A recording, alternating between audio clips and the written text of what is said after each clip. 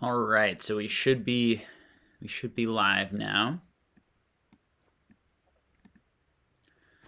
I hope everyone's having a good weekend. Fun things to do near you. I'm just pulling up the video myself so I can see the chat and make sure that the sound is good. If you guys can let me know if the sound and the visuals are good, then we can get started with questions.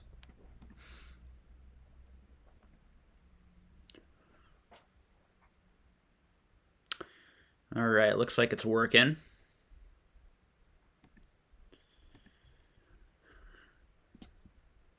I'm just gonna wait for someone to confirm that the sound is good.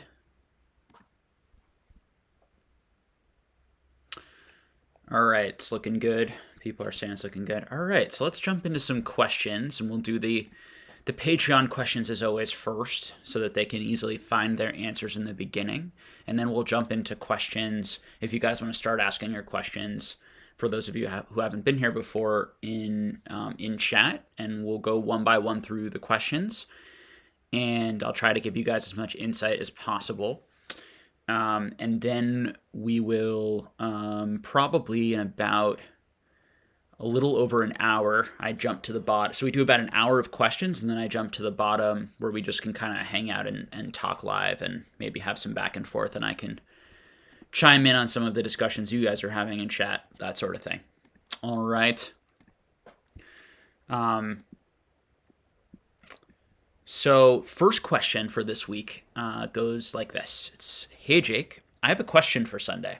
How do cards in poorly printed sets like Evolutions get PSA 10s, specifically the poorly rounded corners? I was always under the assumption that corners was a major aspect when accounting for grades. I've seen tons of Evolutions cards with poorly rounded corners and even what looks like lipping getting PSA 10s. And I would like to know if you have any insight on PSA's grading criteria. Yeah, so it's a great question, and a thing that I think anyone who has graded a decent amount and owns a certain amount of graded cards knows that not all 10s look alike, not all 9s look exactly alike, and there are 10s that might have some flaws and some weaknesses, and then there are PSA 10s that have almost no flaws or weaknesses. And so the only way to make sure that the 10s you're buying are, have zero flaws and weaknesses is to buy the card and not the grade, and to ask for pictures and these sorts of things, to look at the back, look at the front.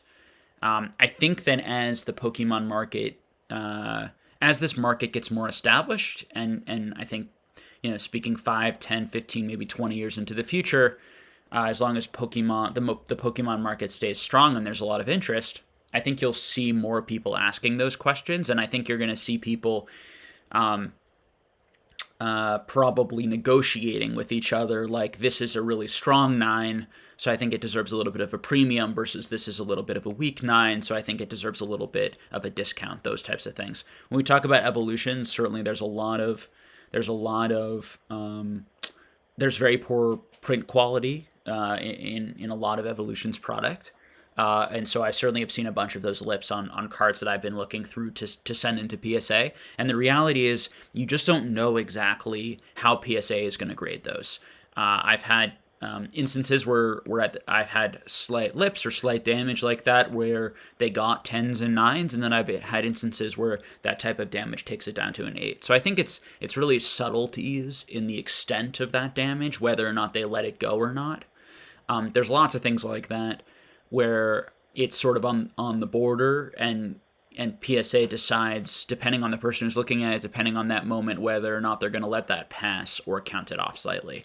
So there is no definitive answer, and that's why whenever I pre-grade something, or if someone asks me what do I think this card is going to grade, I give them a range of what I think that it will likely grade, and that it will very likely fall into that range. And if you get sort of fortunate, it'll fall on the high end of that range, and if you get sort of unfortunate on that day, it may fall on the low end. So in terms of knowing how PSA grades, you can go to their website and you can look up their grading standards, and they'll talk about how they view these types of things, and how their I guess explanation for what they're looking for and how they decide why your card gets a grade. And they have some examples there, and that can be helpful. And you can take a look on my channel and many other channels, just as we show different cards and we say why we think they got what they got. But there's no definitive answers at the end of the day. So it's a great question, and it's something that there is no, unfortunately, definitive answer. It just comes from a lot of experience. And generally, if you have a bunch of people with experience, they'll see the same card and they'll all grade it within one grade, but they won't all grade it necessarily the exact same grade. Next question is, I bought the 204 XYP 3 months ago for 200 UK. One sold on eBay for $1,000 this week. How are these being valued so poorly initially? Is it due to rarity and fewer frequency of sales? Makes me think of the Japanese Dark Persian trainer promo. The pop is so low, but the pricing seems way off compared to the rarity. Bear in mind the card's unique Giovanni face in the background. How does the market regulate the price of such rare cards when each sale may be a blip that doesn't seem to inspire confidence? Yeah, so there's a lot to this question. So first of all, with that promo card, a lot of these, Pikachu, Poncho, different promo cards, they've definitely been seeing growth in value. I have been seeing these things being talked more about in public by YouTubers, by influencers as really great cards. I'm sure that's having some impact on the prices, because these are not cards that have as many copies in the world, very, very likely, or even close to as many copies in the world as any set card, or as the majority of set cards, particularly set cards that are not, secret rares and extremely difficult to pull. No one, or at least I don't know exactly how many of each of these promo cards were released, but they do seem to be pretty rare. Yeah, I think they have really cool art. I think part of it is that natural awareness piece, that more people are discovering them, and so more people are buying them, and that's probably pretty good sustainable growth. I also think that there's an element of probably overhyped, and generally speaking, when one card goes up a lot in a short period of time, trying to figure out why it's gone up is really smart. And you might be like, well, it's gone up because all of a sudden there's a lot more awareness on that card, or there are a few people maybe trying to corner that market or buy a lot of those up when there's a sudden shift, versus gradual growth, which is probably, there's going to be less of that type of thing happening. It's going to be more of just slowly kind of a natural progression of more people maybe looking at that card, liking that card, there not being that many of it, and so over time people are just asking. There are more people who want it, and there are people who are holding the card who like it also, and so they're slightly asking higher prices each time it's being sold, that type of thing. So when you see this quick growth, I think you do have to be concerned that an item can get kind of overly hot or overly inflated, and or even if it's more correctly priced, let's say, because more people who might be interested in it are now aware of it, which is a good thing, there might be other cards in the Pokemon hobby that still haven't gotten that awareness piece connected to them, that have the same type of fundamentals and the same type of people really like them, and so maybe it makes more sense to sell that card that's moved a lot and buy a card that hasn't as much from that financial perspective.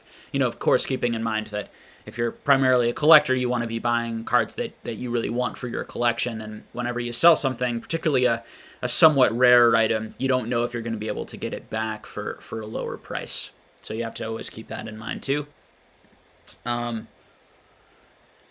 Yeah, like some Japanese promos are far rarer than other Japanese promos. So I think understanding too which ones you're talking about and understanding the price history is really important to determine, is this an item that was initially very coveted because it was quite rare and there wasn't enough ever to go around. Something like those Team Rocket promos from that Team Rocket case were always very coveted and liked, and there just were not enough of those. And although that's really gone up hugely in value over time, they also started from a pretty high value perspective. Whereas these other types of promos and some of these Pikachu promos and Pikachu Poncho promos, particularly the ones that weren't full art, were really affordable, around $20, $30, $40, and started from a much lower price point. So if you see those cards starting to get to the same price point as some of these other cards that started at a much higher price point, it's a good question to ask. What's driving that market, and how's it getting there? All right. So great questions. I'm going to head over to the chat and see what's going on. Hey, Snorlax, and you say booyah. You caster. So, you say booyah asks, hey Jake, you ever just listed? Have you ever just listened to music from the Pokemon video games? The Palatown theme gives me the feels. I can't remember ever just listening to it. Although I probably in some YouTube searches or something, when I would listen to music on YouTube, I probably have heard a piano player play the song or something like that. But I've never just put it on in the background as I was hanging out. But I should try that. But certainly when I play the Game Boy games, the music is all part of the nostalgia. Very recognizable. eCaster says, hi Jake, have you seen the Galarian Zapdos, Articuno, Moltres from the new Matchless Fighter set? And if so, what do you think of them?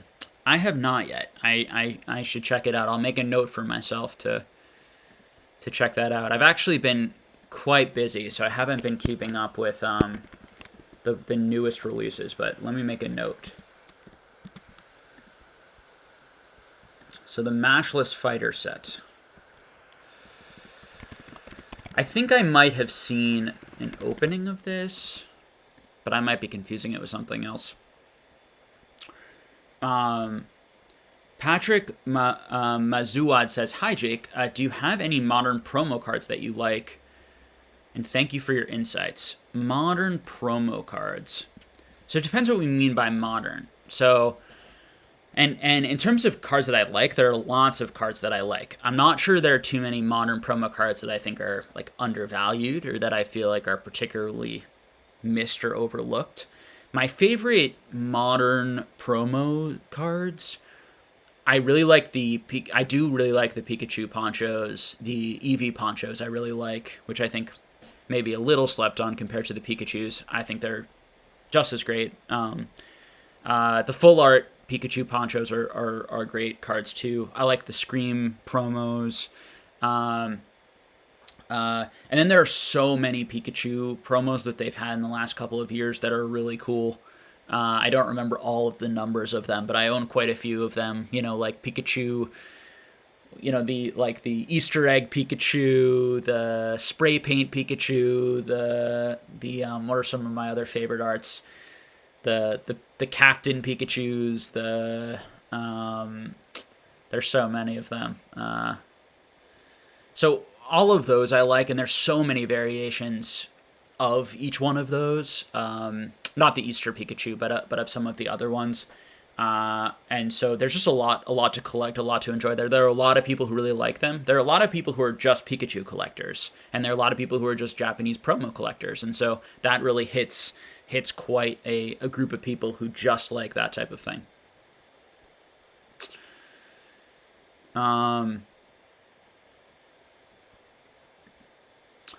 I don't know if there are any English promo cards that I'm like. There's so many. I mean, most promo cards look really cool. So, but in terms of ones that I was like, that feels like one that's really gonna stand the test of time, or one that I feel like is I want to make sure I get for my collection, and there isn't gonna be another cooler one soon that comes out and I can just get that one. I'm not sure if I've felt that way.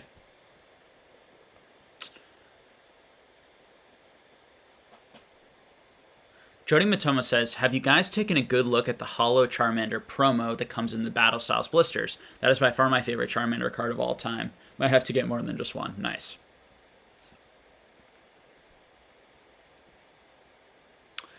Curtis James says, what do you guys think of Glaceon and Leafeon from Majestic Dawn? First appearances and hard to find near mint copies of them.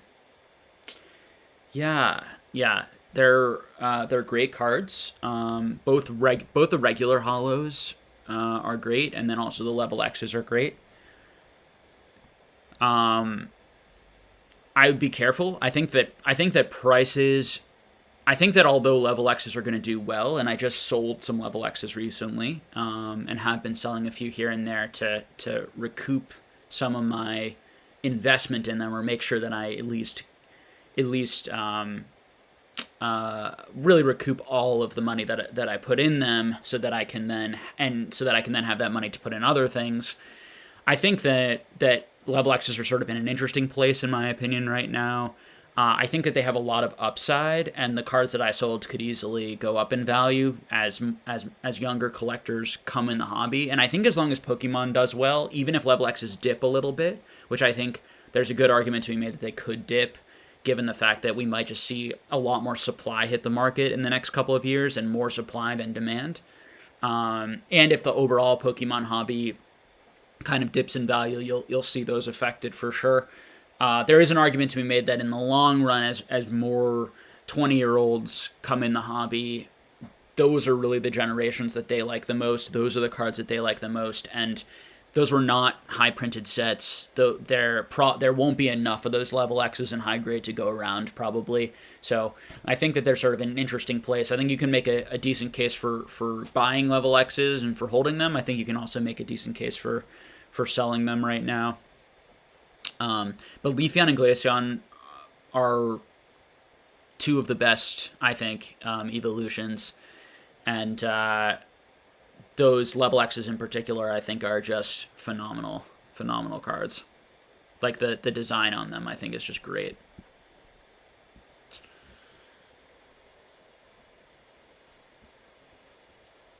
Alrighty.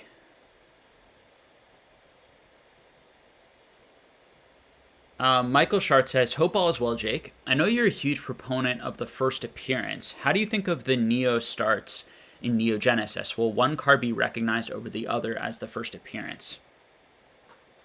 It's an interesting question. So I don't think one could be considered the first appearance over the other, because there are two of them, and they were released in the exact same set at the exact same time. You can't say like the lower number one was the first appearance. That doesn't make sense. So I think both of them are the first appearance of that card on the English side. So, but definitely an interesting question. Now, could that cut into the value of them? Probably not significantly.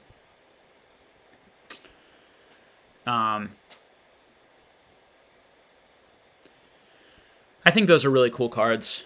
I think that we're going to find that there are quite a bit less of those like Neo Gen first edition PSA 10s than there are of like the Jungle and Fossil.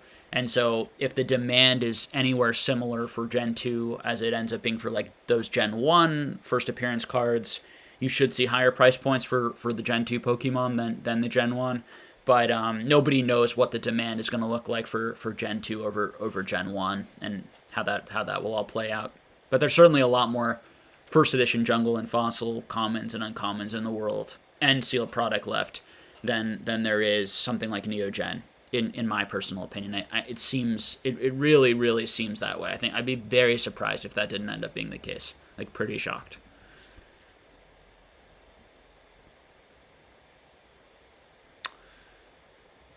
Nathan Gardner says, "Does anyone have a link to the conversation between Frosted Caribou and Jake?" You can check out you can just type into Google, I think, just the Frosted Caribou's channel, and you can watch our conversation there.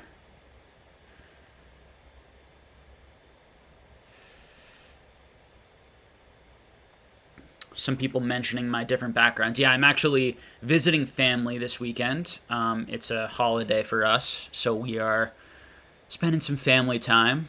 But I'll be back home and back in the usual spot pretty soon. But you'll see, I think, maybe 2 videos made from this spot this week, including this one.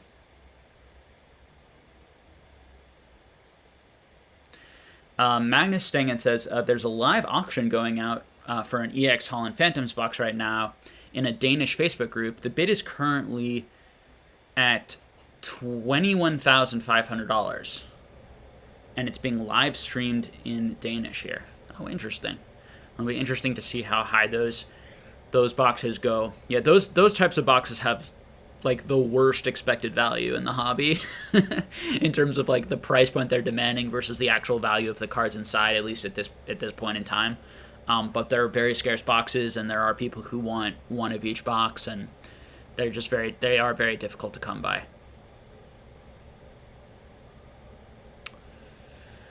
Matthew Benton says, anything pique your interest on the PWCC block tonight?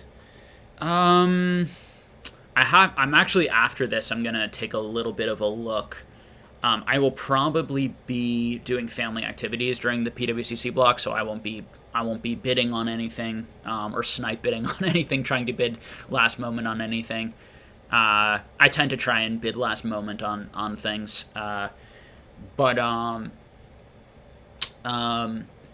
I will definitely take a look and mark a couple, like if there's anything that really stands out. The cards that I mostly go after are not in this PWCC block, so there wasn't anything. Generally, every PWCC block, I type in the 2 or 3 or 4 cards I'm looking for, and if none of them come up, I don't really. I'm that's sort of my first quick hit look at PWCC, and then usually a few hours before I do sort of a deeper dive and just kind of quickly get a sense of, are there any items that really feel like they're really undervalued, being missed? Are there any items that where a lot of them are being sold at once? Because usually if there are a lot of items being sold at once, some of them will fall for a lower value, or all of them will fall for a lower value because they there's only so much money in that auction interested in those cards, and it's spread out across a number of auctions. Hopefully that makes sense to people.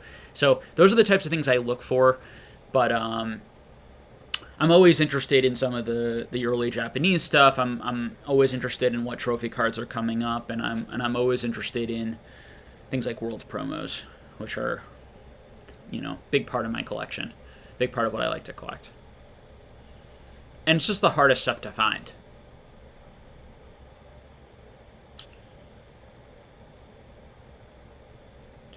Okay.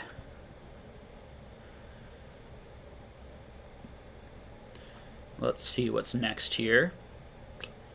Yeah, and if you guys want to let me know too in the chat and let each other know if you see any good auctions coming up, or you may want to keep that private to yourself in PWCC.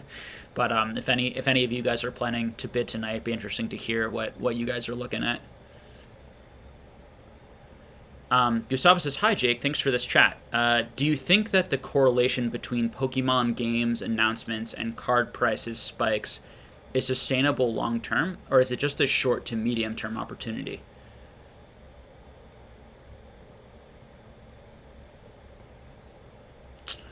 I honestly don't know the answer to that.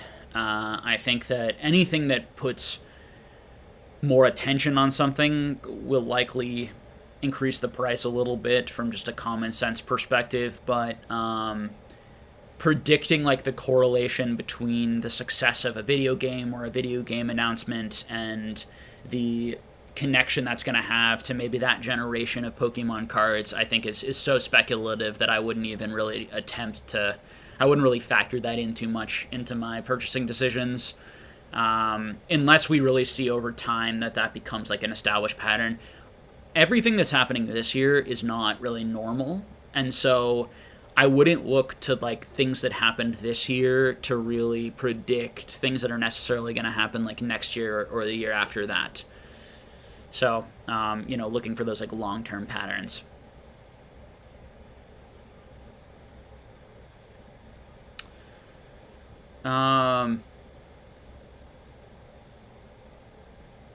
Michael Bowerman says, I don't think that we have seen the spike yet in correlation with the games.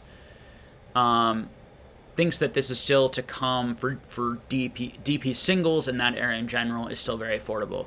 Yeah, I think that it's certainly possible that we will see a spike, and it will be interesting to watch. I just think that predicting one way or the other is pretty speculative, but it might be worth some risk or some gamble. My feeling is that it doesn't really matter in the long term, and that if people like these things, eventually they will find them and collect them. Really, what drives a hobby like this in the long run is that people really love and enjoy Pokemon, and just like myself and probably almost everyone here, we really like these cards. This is a part of our childhood. We like to collect them. We have connections to certain generations of Pokemon because we played them in the video games, watched them on the anime.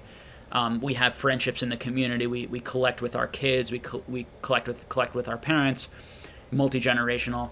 That's the stuff that in the long run is going to matter. Not like in the short run, if a YouTuber says something about a card, or if someone says something about a card, it can have massive implications on price. Or a game is announced, it could have massive implications on price. But in the long run, that stuff is going to be very minor. And whether or not any generation of Pokemon cards does well is going to come down to like actually how much people who are collectors fundamentally value the items.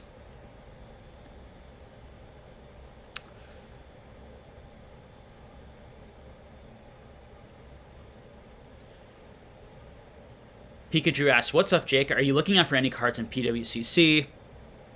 So same question as before. Overkill says, "Hey Jake, what are your thoughts on the Hgss Prime cards? They're pretty interesting and still fairly cheap." I own some Prime cards. I own more Level X cards than Prime cards because I personally like the art style on the Level X cards quite a bit better than the Prime cards. I'm not a humongous fan of the way the Prime cards look, but I do like them. I know some people who really like the Prime cards. I know some people who really don't like the Prime cards. So it's a little bit of like most cards and most things. There's definitely just kind of personal bias and personal taste. So to predict the market on those in terms of how many people really like them, how many people don't, I'm not sure. Yeah, I think they're cool, and certainly the prices of trying to get them ungraded, and or in mint condition, and or pulling them from packs has gone up a lot. It's not easy to find, and becoming harder to find packs from that era. So when I made the top 5 categories of Pokemon cards to invest in, I mentioned level X's and primes as these sort of like unproven categories that may end up being considered vintage and may end up being very collectible for generations, but may not. They're sort of in that middle thing, and I think the level X's are better than the primes, and have more of an identity, and they're than the primes, and are older, of course, and are connected to some more popular Pokemon, like first appearances. Chase card first appearances of some of the more popular Pokemon. So those are my feelings on them, but they're still good.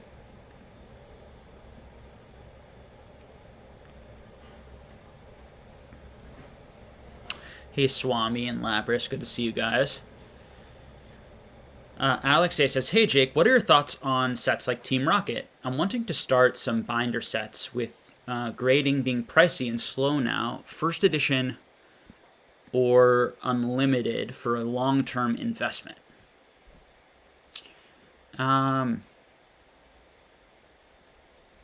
Yeah, I think we're at a time for a really long-term investment.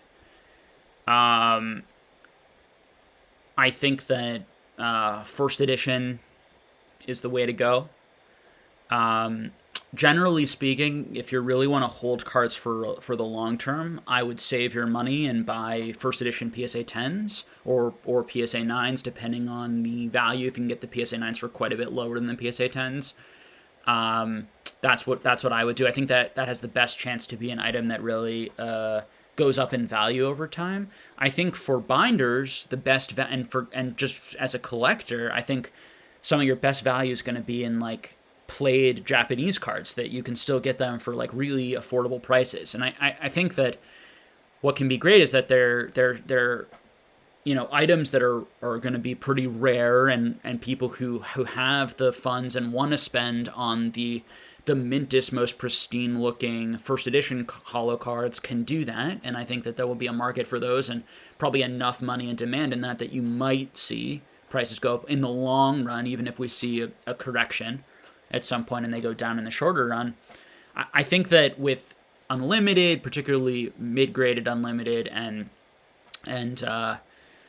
Japanese, there's going to be so many more of those cards in the world, and you're always going to be able to get those cards, very, very likely.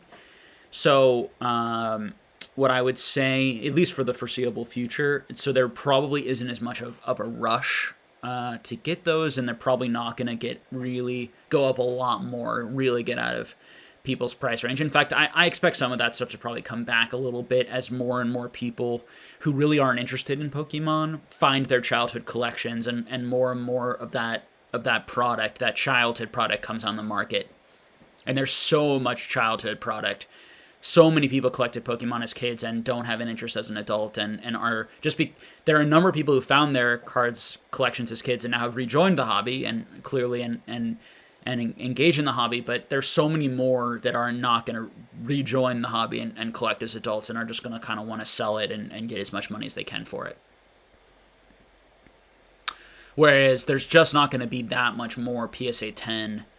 It's going to be so much less PSA 10 first edition hollow quality cards left, even though there are still quite a bit of those, and there's still quite a bit of sealed product left. And Team Rocket, first edition Team Rocket may have been the most printed set. We don't know actual print runs, but there's a lot of first edition Team Rocket out there. A lot of first edition Fossil. Those are probably the two most printed Wizards of the Coast sets. And so just keeping that in mind.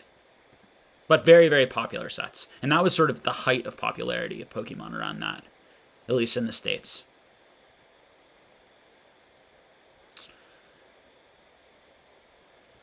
Overkill says, I think so too, they're very unique, but I think they got overshadowed by the Legends. Okay, having a conversation about Primes and Legends cards.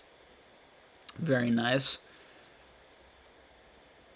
May Estona TV says, hey Jake, do you think it's wise as an investment to buy a Charizard base set unlimited PSA? Thanks once again for the weekly chats. The thing about base set unlimited Charizards is there are so many base set unlimited Charizards. And I view it a little bit as like it's going to be the barometer of demand. And when those are doing well, it just means that there's so much demand and interest in Pokemon, and likely a lot of newer demand, because I think most people like me, adults who are just coming back into the hobby and maybe collecting with their kids for the first time, these types of things, the chase card of our childhood was that unlimited Charizard, and so it's going to be the most recognizable, the first one that people want. And so during boom periods like this, where there's a lot of people coming back in the hobby, that card's going to do very well. The problem is when there's probably less boom periods, that card, because there's so many of them, can easily probably retrace, because there are just so many people can sell them and undercut each other, versus other items where there may only be 10,000 in the world, or 20,000 or 30,000 in the world. That card, there are hundreds of thousands of that card. Who knows exactly how many, but so many of that card in the world. So I don't think it's like a bad. I think it's a card that is iconic, and it's certainly better than buying the Evolutions Charizard, in my opinion, which is a modern reprint of that card. But it's still that card. There's so many different art options, including Evolutions for cheaper, including base set 2, Legendary. It's not a card. Let me put it this way: it's certainly not a card I would buy to invest in. It's a card that I would buy because you really like it, and primarily, and because you want it for your collection. I think that the best investments are cards that are people don't yet really know that much about, or aren't that aware of, and still have really good fundamentals. And as more people become aware of them, more people are going to want them, particularly in the high-end market. That's my take. Espelon says, do you think CP Charizard's prices will ever fall below the EV of the MSRP of sealed product? It takes about $250 MSRP at least to get one opening sealed, so I feel like it should never dip below. I'm not sure I'm understanding the question. Do you think Champion's Path Charizard's price will ever fall below the EV of the sealed product? Oh, the expected value of the sealed product.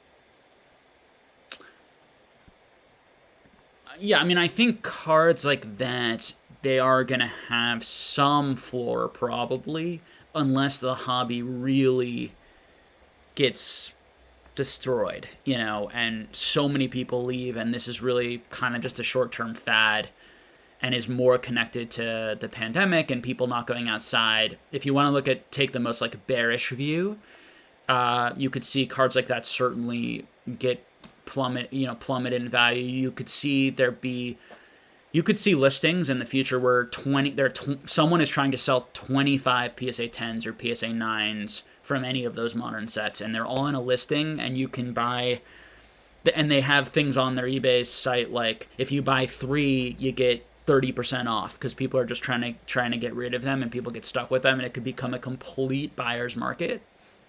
And I wouldn't be shocked if some of this modern product completely switches to a buyer's market when all of the product comes back. But nobody knows the answer to that. But I think that if you're not aware that possibly could happen, that's where it becomes the problem, because you're not actually accurately factoring in that risk. Do I think that's going to happen?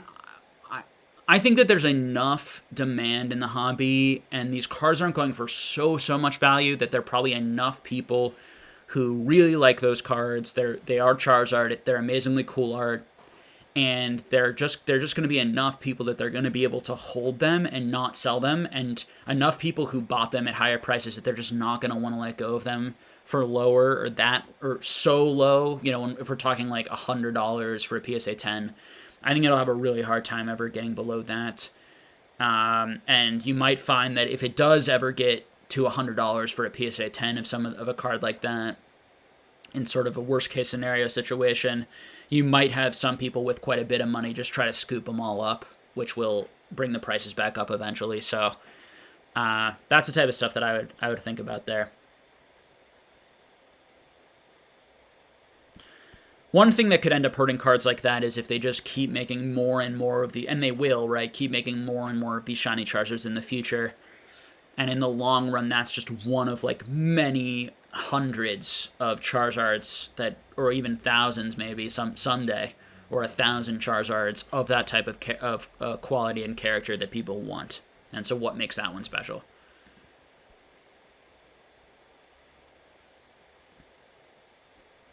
Matt Sullivan says, hey, are Pokemon Elite Trainer boxes worth anything? I've been wanting to get one. They certainly are worth something, depending on which one you can check on eBay. I really like ETBs. I prefer them to booster boxes, not for opening packs, but for displaying, because I think that they're cool looking. I also like that they come with the sleeves that are and have the symbol of the set. I think that they're really cool collector's piece and collector's item. I think that if I were to be collecting modern product, I would probably collect one of every ETB as a display piece. Of course, you need such a huge area to display all of that. That would be part of the problem, particularly as more and more are released, and multiple different ones are released for the same set with different arts. But I think that they're affordable.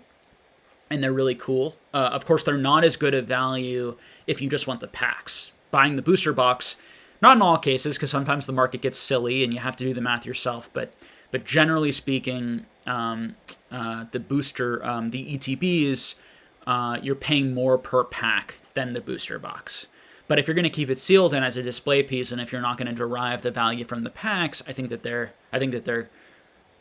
a more fun collector piece, in my personal opinion. But the value probably won't be there, because in the long run, if Pokemon does well, probably most of the value will be in the packs and not the box art. But I think that'll be an interesting thing to watch. I also think it'll be interesting to see if some of these collection boxes become if people end up in the long run wanting some of these collection boxes that maybe were a bit rarer than other collection boxes, because some of the collection boxes didn't have wide prints, and it'll be interesting for sealed collector collectors out there if they go after some of these scarcer collection boxes.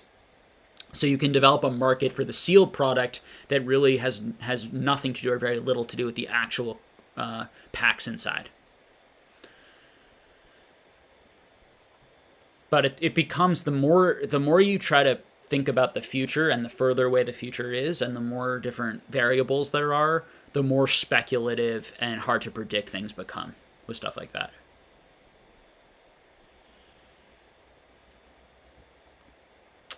All right. Some great questions today. Hey, Jarvis, good to see you here.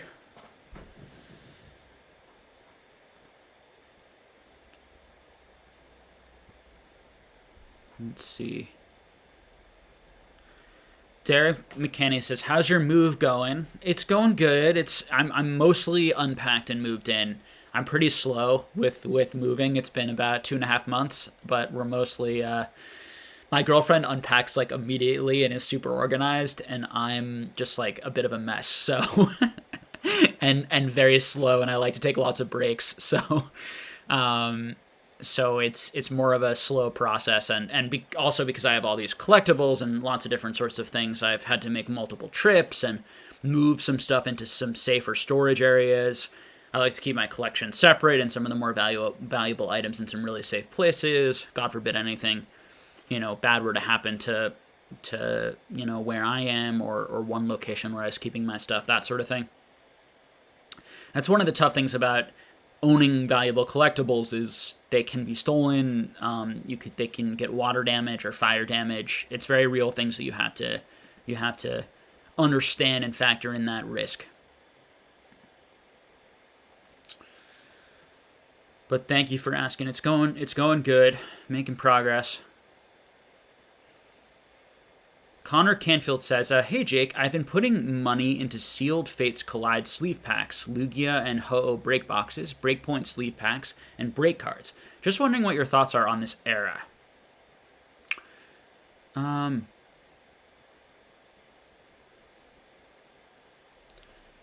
Yeah, so, I mean, break cards are interesting. So, when break cards... So, I wasn't in the hobby... or back in the hobby when Evolutions was first released. I came back in a little bit after it, and break cards were introduced during that period, around that period, and break cards, I think I kind of like them. A lot of people really didn't like them around that time, and I was hearing a lot of that, so it may have slightly biased my opinion negative, because I think when I was opening packs, it was fun getting that extra hit, and just like with the modern products, whenever they have like a reverse holo slot be able to get a more interesting hit, I think it makes opening up product in packs a lot more fun. So the issue with breaks is there are so many of them, and they were never graded because they had literally zero value. People couldn't even sell them, probably in most cases, for like $1 each, particularly for the less desirable ones. So there are just so many of them out there. So be very careful with like buying PSA 10 break cards, because if those ever get valuable, just like so much in Modern and so much from those years, you're just going to see massive amounts of them being graded, which is going to push the price down pretty quickly. That being said, I think they're cool. Would I like to own a complete PSA 10 break set? Sure, why not? They're cool looking. I think they look good in slabs. They're just not worth even probably the $20 it's going to cost you to grade them in the end. So from an investment financial perspective, from a collector perspective, things are worth whatever they are to you as a human, as a person, as a person who likes it or doesn't like it. And so I might grade them eventually with the idea that I'm never going to sell them. I grade certain cards knowing that I'm going to take a financial loss because I'm doing it as a collector, because I do this, and frankly, most of what I do, I know I run this finance channel where we talk a lot about the investing, and the reason I do that is because that's where I feel like I have actual things to offer people, and I think that it was sorely missed. This type of channel, there just was not nearly enough of this type of content, particularly when I started the channel. Now it's changed and there's a lot more.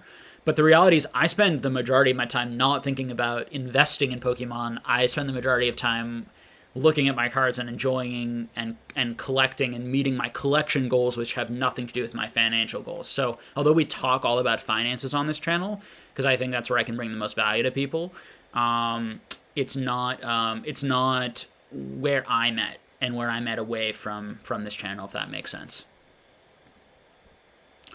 If I had more camera skills and was able to do more beautiful videos, I would branch out into some of the other things that YouTube content creators are doing. But I feel like this is my sort of skill set, and what I can offer to the Pokemon community is having this type of channel. All right. Yeah, so be careful, Connor, depending on what your goals are in terms of investing in that period. It's a very...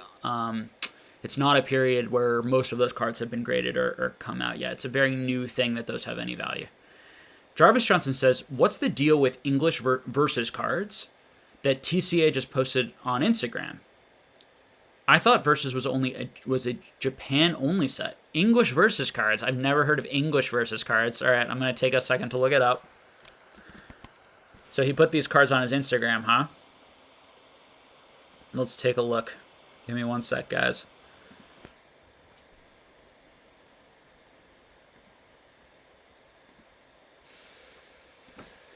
Let's see here.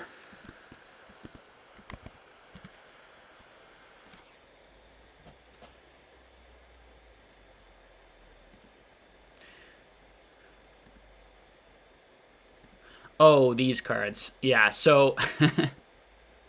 okay, so these are some of the rarest cards in the hobby. So the Tropical Breeze in particular...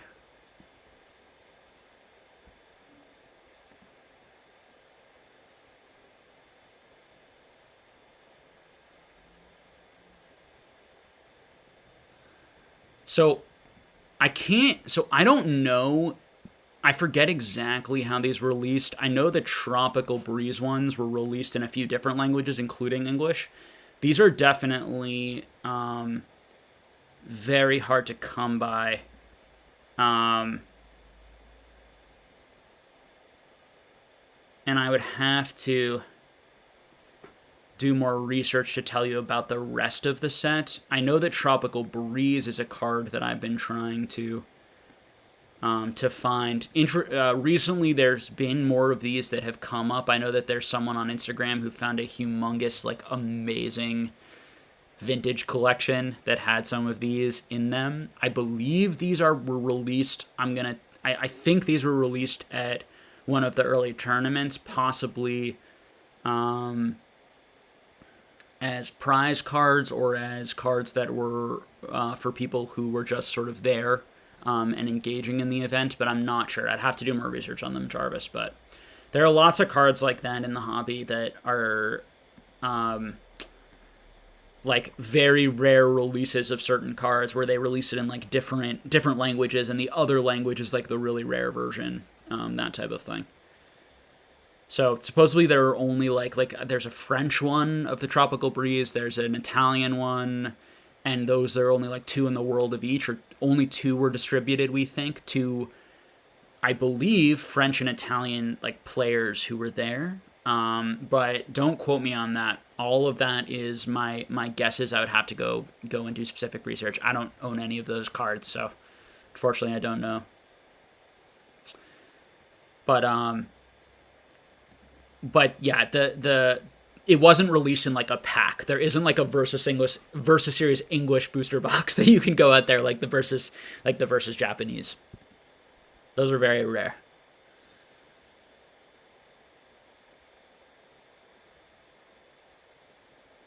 Pokedynamic says, "Hey Jake, have you checked out the channel Reserved Investments and his take on antiques and collectibles trade?" Yes, I have seen Sean's channel. I watched some of his channel probably a month or 2 ago, which I enjoyed. I don't watch a ton of his videos. I recently watched another video when he was talking about a concept that I talk a lot about, which is the way that he talked about it or phrased it was absolute rarity versus condition rarity, which is a topic that we've been talking about a long time here. He just used terms that I think describe it really well. So Yeah, I don't know, Sean. Seems like a knowledgeable guy. He says he's been doing this for a long time and has been collecting pop culture collectibles and antiques and all sorts of things for a long time and has wide range and lots of hobbies. He tends to be someone I think who talks pretty exclusively about the dangers in hobbies.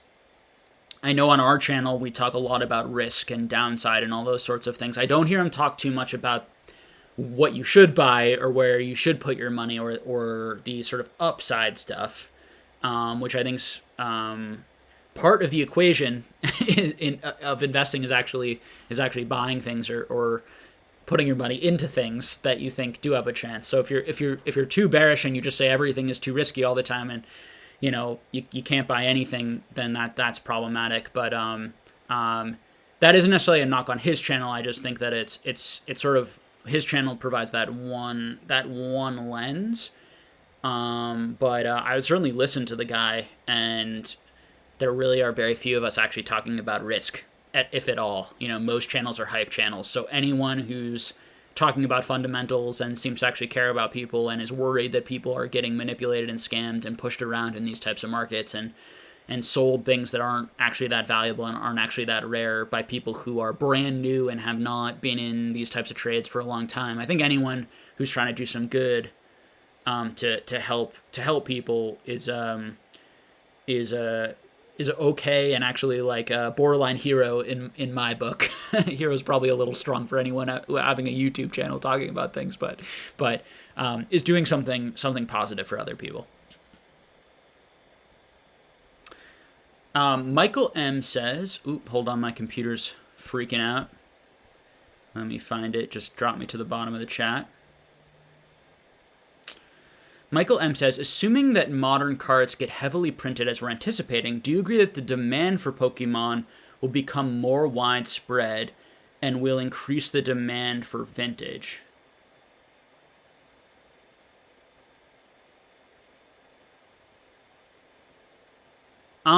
So it's an interesting question. So I guess the premise of it is, do you think that if they print more, the demand will go up because there'll be more product and then people will become or stay more interested in it because they can actually get product? I think there's some truth in that. I think that if you don't print enough product, two things I'm going to say. One, if you don't print enough product, in the short run, it can actually increase demand because it makes the product more valuable.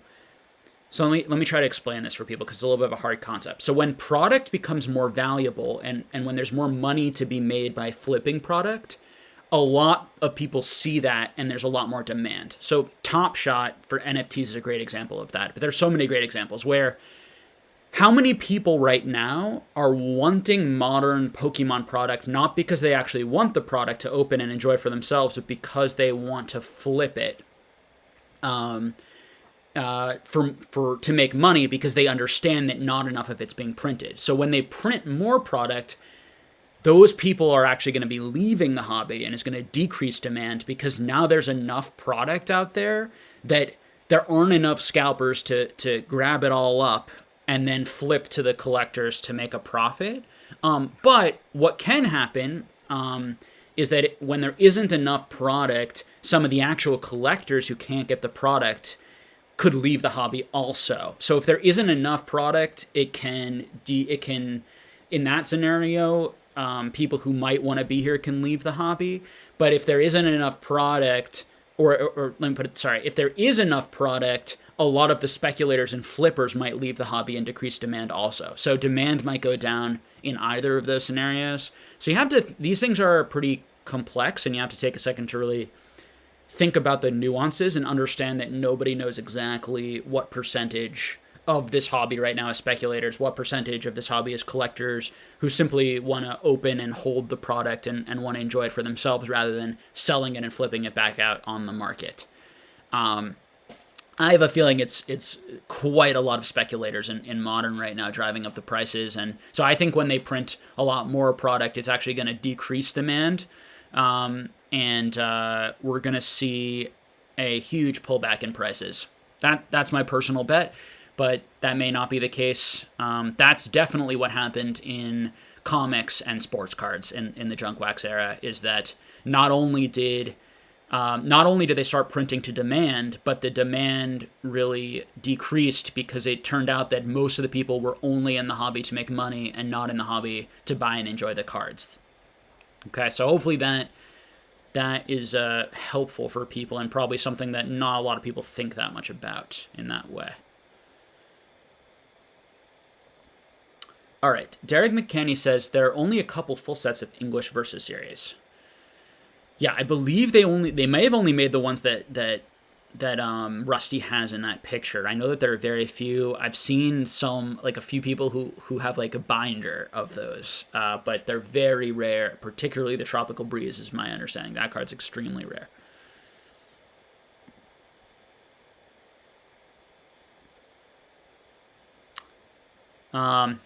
Hey, Rainy Day Collectibles, good to see you here. People talking about what cards they like. A lot of good ones here. Epsilon says, is it ever worth it cost-wise to complete common and uncommon sets and sell those versus not taking time to separate and sell as bulk? Also, best place to sell bulk. So if you're here, yeah, when you're thinking about just like purely trying to make money, it becomes a question of like how much time does something take.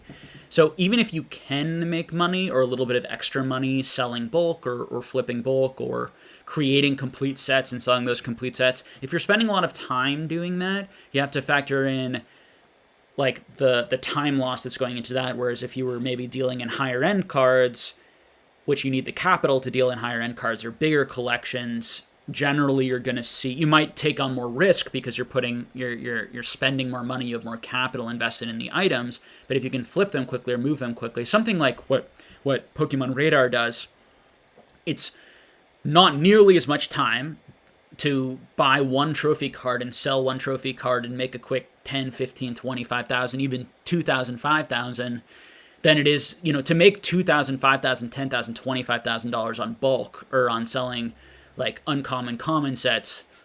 That's like a year's worth of like grinding it out, right? So I think thinking about that time value is really important. But some people don't have the capital or the connections or very few people to source those types of cards, and so developing a business around sort of those lower margined items, whether it be any sort of modern product really outside of modern trophy type cards, can be a very profitable business. The people who are making the most money off modern by far are the booster box breakers, who are making fortunes on opening modern product online, streaming it, and selling those packs. That's why they're doing it. They're often making anywhere from $500 to many thousands of dollars an hour if they have a very active base. 500 to many thousands an hour. So think about how much that is. So comparing that to sitting down and like you're probably making like $10 an hour, $15 an hour if you're like selling bulk. Maybe a little bit more if you have a really great system.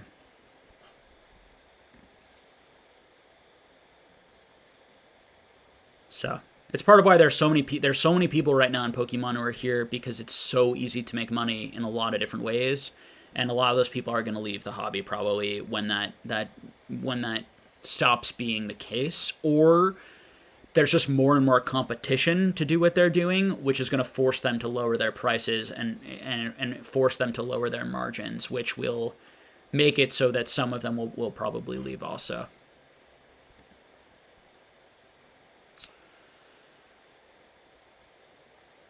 Jake from Pallet Town says, new around here. Was just curious, what do you think about the Pokemon League tournament cards? Places 1st through 4th. Do I think that they will go up in value? So generally when you're asking questions, if you can give me dates on cards, because I tend to remember these types of cards by dates, but I will quickly look that up to see, just to jog my memory on what that is. So tournament. Okay, Pokemon League tournament cards.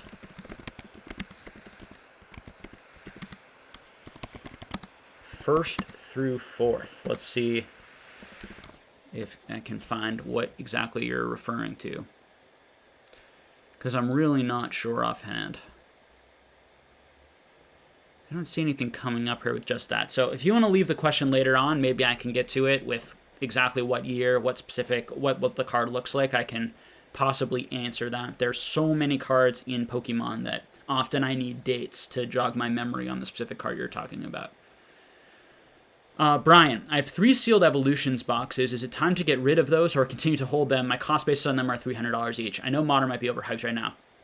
So I think I'm not going to tell anyone directly what to do. I think that it always makes sense to sell into hype. And it always makes sense to sell items that you think are overvalued. So you have to answer those questions for yourself. Do you think that that item's overhyped or underhyped? And do you think that do you value that item at that price? Those are the first 2 questions I would ask yourself. And I would say that no one can time the market, and no one is going to know exactly when is the right time to sell. So whenever you sell something, you're likely not selling it at the high. But if you try to, over time, if you sell things, if you have a strategy for selling things, like I'm going to sell something every time it doubles in price or triples in price, or I'm going to sell something whenever I'm going to buy this item at this price, and when it hits that price, I'm going to sell it because that's where I think it should be right now. And if it goes over that, I think it's overvalued. You have to make those decisions for yourself. I certainly think that item's well overvalued, but that's only my personal opinion. Everyone has to decide those things for themselves. I see it right now $1,000 going. There's a lot more that I would do with that $1,000. There are items that are very rare. There are items that I really treasure in the hobby that you can still get for under $1,000 that I think are historic pieces, and I don't feel that way about this booster box, but there are people who view that Evolutions booster box, I think, as a historic piece that's going to go down in Pokemon history, and there just are never going to be enough to meet the demand, and people are 20 years from now going to be wanting to open that and re-experience base set. I don't think so. I think that they're going to reprint that art set again. There's going to be plenty of options, and people aren't going to really be paying a premium for one reprint over another reprint. And the reason I base that on is because that's what's happened in other older hobbies, is as long as reprints are popular, they keep doing reprints, and none of the reprints are valuable, and the original's extremely valuable. And I've talked a lot about that on this channel, whether it's, you can look in sports, like they've done lots of reprints of rookie sports cards that are worth nothing. In Yu-Gi-Oh! They've done lots of reprints of cards that are worth almost nothing. In comics, they've done a lot of comic reprints that are worth almost nothing when we compare it to the original. Like the original's worth like over $1 million or $2 million, and the reprint's worth like $100. So just be aware of that. That in other hobbies it didn't work out that way, even though there were periods like this where people were saying to everyone these items are extremely investable. In 20 years, kids are going to be wanting to open this. And so the items did go up a lot initially on release because people did think they were going to be just as valuable, and they ended up not being. So I don't try and reinvent the wheel. I look at history and trust history over my own feelings. I think my own feelings and my own instincts aren't that valuable. I think people trust their feelings and instincts way too much in investing. I'll be completely blunt. I think that the best investors look at history, they study trends, and they are humble to the fact that no matter how smart and thoughtful you are, these things aren't really predictable, and the best chance you have at predicting them is looking at what happened in reality. And the only way to look at what happened in reality is be a student of history and a student, history of markets and these other things. But that doesn't mean that the Pokemon market is going to behave the same as these other markets. So there's no guarantee. So you have to make those decisions for yourself. All right.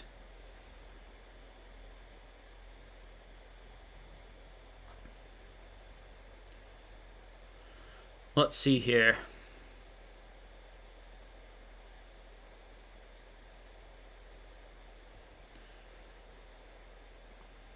Some people talking about PWCC, card-ass cards, other sorts of cards that are coming up. So Jody's telling Brian that he would personally keep them, or at least one of the 3 that you have. If you were worried, why not sell one of the boxes now and keep the other 2? This way you paid off the 3 boxes and sell 2. Yeah, so that's exactly what I do. So if you're very bullish on evolutions, which is, absolutely fine. If you're very bullish on evolutions in the long run, just like I'm bullish on certain things, but I own a lot of it, I still sell some of it when it goes up just so I recoup the amount of money I put into it, and then I take that money and put it into something else that I like or think is more undervalued. Unless I think that if you think that Evolutions is the best product in Pokemon and is the most undervalued in Pokemon, then you should be buying Evolutions and not selling Evolutions. And you shouldn't worry about what I think or what anyone thinks, really. You should do your own assessment, and you should say, if that's the best value and you're here purely to make money, put all your money in that. And don't listen to what anybody else says. So, and that's what I did. Everyone in my life was telling me, lots of people were telling me that it was crazy that I was putting money into Pokemon, that I should be putting money into all these other things. And I took some money out of stocks and out of other stuff to put it into Pokemon cards because I saw an opportunity. So, because I studied other collectible markets and this idea that 10-year-olds like to collect what they have when they were 30, and I studied the market really closely. I saw the trends, I saw the strength and how few items there were, and I felt very bullish on it, and I was very lucky it didn't have to work out that way. But I think that it is important to trust your analysis and put your money into what you believe, and if you're wrong, to live with that and know that you did the best you could, and that's all part of investing is being wrong sometime.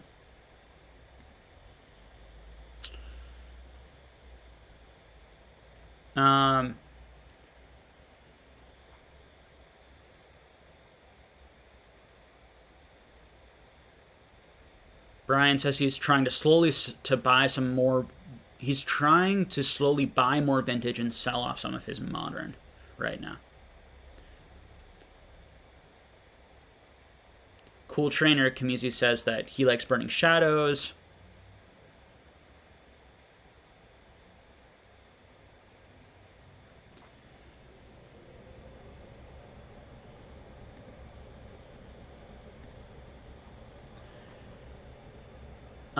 Lethal D says, hi Jake, do you know why hardly any PSA Pokemon cards have 3 certs? Lots of 2 and 4 are graded during that period, but certs starting with 3 seems so scarce. Honestly, I have never noticed that. So, if that's true, that's interesting. I'm sure there is an explanation, but I'm not really sure.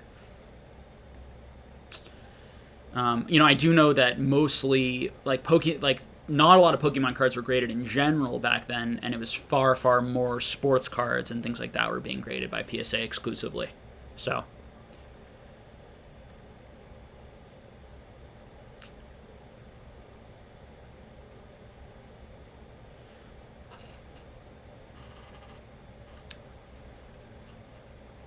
Stock Jockey says, hi Jake, would like to know your thoughts on the way PSA used to grade sealed packs and how the old PSA holder would fold over the crimp and their value going forward now that PSA has the new holders. Yeah, it's a great question. Gosh, yeah, I don't know. I think it's it really sucks for the people, I think, that have it with the old, because I think it just looks so much better and doesn't damage the pack. I heard people are sending them in now, the old ones where they pulled the pack down. They're sending them in to get regraded. I don't know if you're gonna see damage on the pack for being folded over and how that's going to look. If there isn't damage when they unfold it or they whatever if there isn't damage on it, I would consider doing that, as I just think it looks a lot better even if it is bigger. I think there's definitely a market for graded vintage packs, because I think people love the pack arts. And one of the hardest part about owning booster packs instead of booster boxes is how do you display them in a nice way. And having it in that case allows you to display it really beautifully and protects it, because the packs can easily get damaged and it's hard to know what to do with them. So I think there's definitely a market for that. There's also a market for, if they're doing this well, authentication, that they can tell, is this pack resealed? Is this a legit pack? That sort of thing. There's also, it's a really good, financially, it's really smart to particularly grade light packs, because they look just as good and no one's likely going to open them, and they're really just for that show. And if you can sell your heavy packs, you can generally get premiums on those heavy packs because they contain a holo, and then you can grade your light packs and get a premium on those too.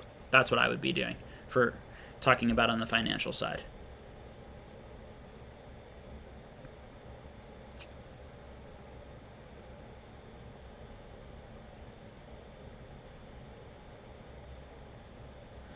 Wonderboy Nath says, "Hey Jake, do you like the Meiji foil cards? I'm trying to collect all colors for Pikachu.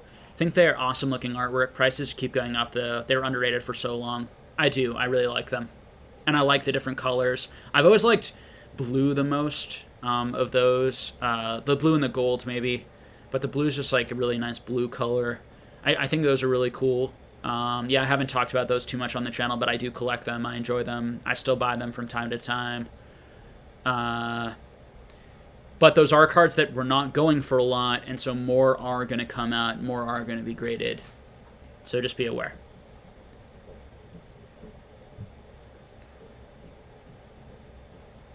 So I think we're going to do another 10 minutes or so of questions, and then I'm going to jump down to the bottom of the chat. Alrighty.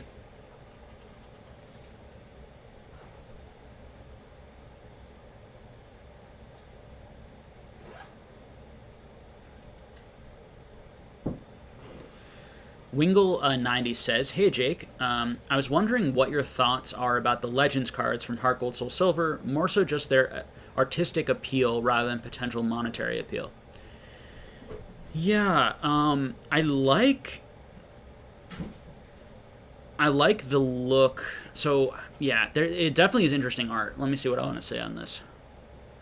I guess the first thing I'd say is I like them. I think that one of the issues is how do you display them together, and when you have only like half the art on one card and half the art on the other card, it becomes a little bit hard to look at them both in a way that I enjoy. I know when I used to put them in binders, I would like hold my binder on the side to sort of look at them, and it did work. I did enjoy that. Another issue is you have to get both of them and own both of them to see the full artwork, and some of them do look okay. Particularly the ones with like the head of the Pokemon or the heads of the Pokemon can look okay with just owning one, but the ones where you're getting just like the bottom of the Pokemon, or it's like, what is this without the other one? And they're hard to find. They're very hard to pull and hard to get. I do think that they really stand out, and the art style is really cool. And of course, it's of some of the, everyone's favorite mythical, legendary Pokemon. So.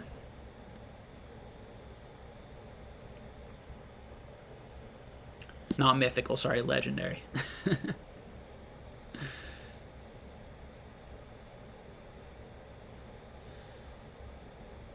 All right, what other questions do we have? I'm no art expert. I just know what I like, and I like them, is what I would say. It'd be interesting for artists to talk more about the specific styles that are used and why they like one artist over another artist. I'm sort of just someone who, I like what I like. I see a card, some of the cards I really like, some of the cards I don't like, and I don't go too much further in terms of analyzing why I like the art of one card over the other.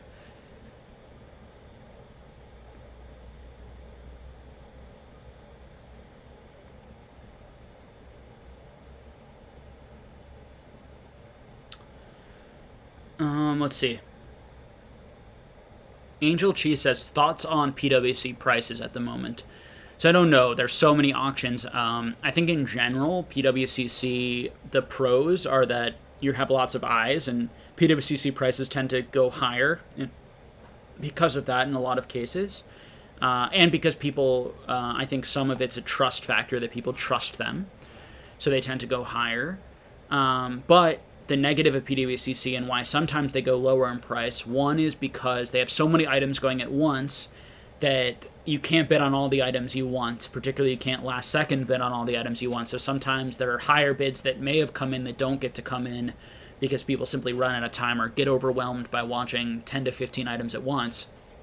That's one issue. And the second issue is that so many of the items, they often list many of the same items. So, and when they have a lot of the same items listed, like 10 or 15 of the same items listed, That's probably a little high. I don't know if they ever have that, but like 8 or 9 sometimes. I do see 8 of the same item, or 10 of the same item maybe in different grades. You may see the prices be lower for each of them because there are only so many people who want to buy them, and the having 10 on the market at any one given time, there just may not be enough demand in that specific moment to place as high of a bid as on each of them as versus if there was only one of them, you'd have all the people who wanted it bidding on that one item, and it might go higher.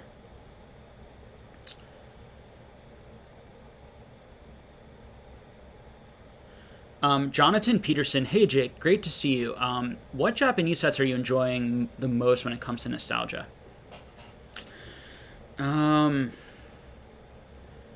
I've really been enjoying the Play promo sets recently, and the 1997 Card-S set is probably the set that I spend the most time looking at right this moment. I spend a lot of time with my binders and my graded cards with that when I'm just like relaxing after work. I like the JR Rally cards, although I'm missing one from that set, and it kind of bothers me because they go together as sort of a picture, and I'm missing that one, so it makes it a little less enjoyable for me. So eventually I do want to get the Mewtwo that I'm missing. I really like those. Some of the old McDonald's promos. I enjoy looking at Versus series, vending series. Prompt 2 that I spent a lot of time looking at. I have a completed, I think almost complete. I think I might be missing 1 or 2 cards from the vending series. And then I'm actually missing quite a few cards from Versus series in my binder because I pulled a lot of them out to get graded. But I spend quite a bit of time looking at those binders, and then also looking at the PSA graded cards. I think that Versus series has some of the best artwork in the hobby, particularly for non-holo cards. And I really like non-holo cards. I think non-holo cards can be really underrated in a lot of cases. I think certain collectors only see the holo or the sparkle pattern, and that's what draws them to it. And for me, I enjoy the holo pattern, and the sparkle is definitely cool. Particularly, I really like the Diamond and Pearl era, the way they did the holo on the border of the card. Something about the sparkle I really like there. But yeah, it's a great question. Those are some of my highlights.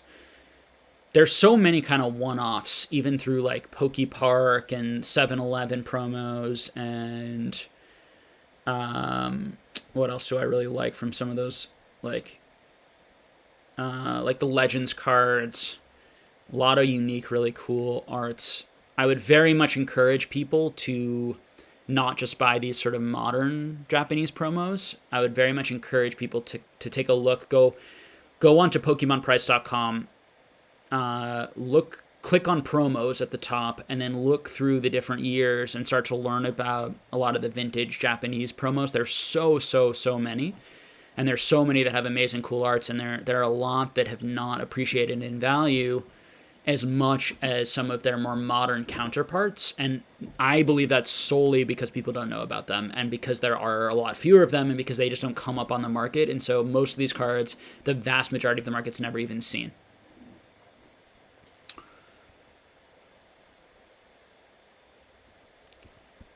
All right, let's see here. I'm going to do a couple more, and then I'm going to head to the bottom of the chat.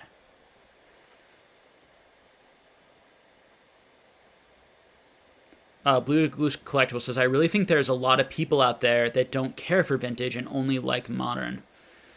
Yeah, I don't know. Nobody really knows the answers to that. I think that there are a lot of people who don't have access to the vintage, or view the vintage as expensive, and so even though they might like the vintage, don't. I have a hard time understanding that, as I think that the vintage art, particularly some of the older Japanese hand-drawn stuff, is just so nice looking. I do get how people might not like some of the Wizards of the Coast stuff if they didn't grow up with it and weren't connected to it as kids. I think one interesting thing, Frosted Caribou and I hung out for a while and talked quite a bit off of stream, just to kind of hear each other's stories and get to know each other a little bit more. And she's someone who came back into Pokemon as an adult and never collected the cards as a kid at all. And so she has no connection to the vintage stuff. So there are going to be people like that. I have a pretty hard time understanding or believing why you would love Pokemon as a kid, love these cards when you were a kid, and somehow feel no connection to them as an adult, but like Modern somehow. I think it's more likely that Modern is being heavily speculated on as it's just more affordable and available, and there's just so much more incentive to push that, because people actually can find that product and get that product. So, it doesn't make sense to me. But, and as someone who likes it all, really, I have lots of Modern, and I haven't showed as much of my Modern. I'm going to show plenty of my Modern cards, and I make binder sets of a lot of Modern things just for my own personal enjoyment. So it's literally just speaking from my genuine opinion about the weird sort of like negativity towards vintage or the negativity towards Modern. And I don't know. It's strange to me. It's also strange why people feel negative about anything around, like, hating on what anyone likes is very odd.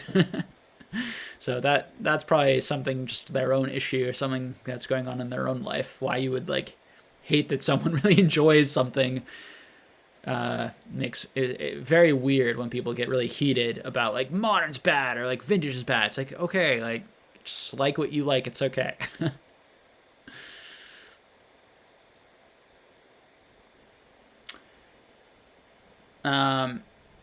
Cool Trainer Kamizi says, do you guys believe Gary King Pokemon really has a 9 first edition boxes sealed? I'm calling BS on that, you're calling BS on that. Yeah, he has a case, he has a full case, and he does, I'm sure he has 9. I don't see why he would be lying about that or falsely representing more. Gary has so many collectibles, and he has so much of every collectible. Like, he has a ton of DBZ, he has a ton of Marvel, he has a ton. Gary is a collector through and through. Don't get me wrong, he's a businessman too, and he understands the economics and the business of how to build markets and all these types of things, but he's also collected everything pop culture, everything sports. It's just some collectors are born, and Gary is one of those guys. I think that he's born a collector through and through. So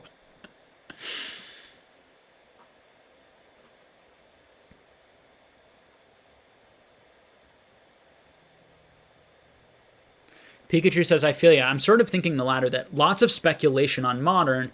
The issue with vintage is that people just keep reselling to each other for slightly more. Yeah, there's definitely lots of speculation in vintage and in Modern. I'm not sure if there's more in vintage versus Modern, more in Modern versus vintage.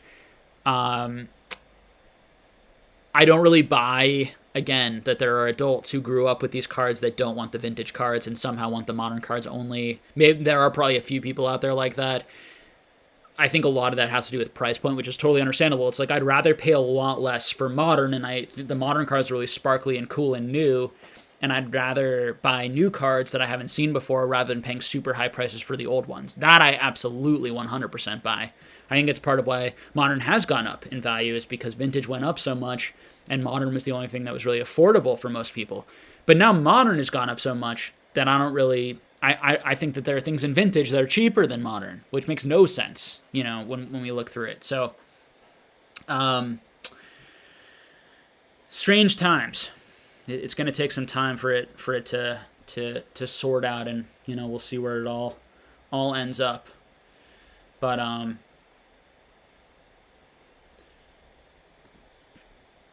right now there's so much stuff on the market that I don't think anything is really safe from retraces. We're really going to need to see less listings for prices to really go up again in a way that I would feel confident with around the vintage in particular. So that's what I'm looking for. I'm actually looking for more collectors holding items rather than more people flipping items, where I see the same item just being bought and then coming up back on eBay for a higher price. Clearly someone who, maybe is buying the item in part to hold and in part to collect, but is also hoping that someone will just snag it for a higher price and then can make a quick buck. Versus someone who like has been searching everywhere for that item and would never sell. That type of vibe.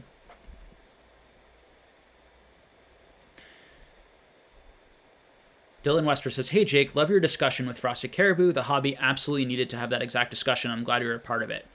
I appreciate that. Thank you. Yeah, I hopefully we did an okay job. I think that I certainly could have done a better job. But it's actually just like a really hard, stressful thing to do, which is, and I'm pretty new to all of this. So going on a live stream in front of thousands of people who don't know you, who are saying like the worst things ever towards you in chat, making all these ridiculous claims about who I am as a person and what I'm about and why I'm doing what I'm doing, and all these like awful claims about her and why she's doing what she's doing. And it's amazing, like just the amount of toxicity and people pretending that they know you and knowing your incentives and intentions when they've never met you before, and haven't even really watched your content for that long. So part of it was a good eye-opening experience for me about what it feels like to be a bigger channel and have those bigger reaches and audiences, where you get so many more people from all over the internet who have so many agendas and spewing so many different types of comments. But what was nice is we just kind of continued the conversation.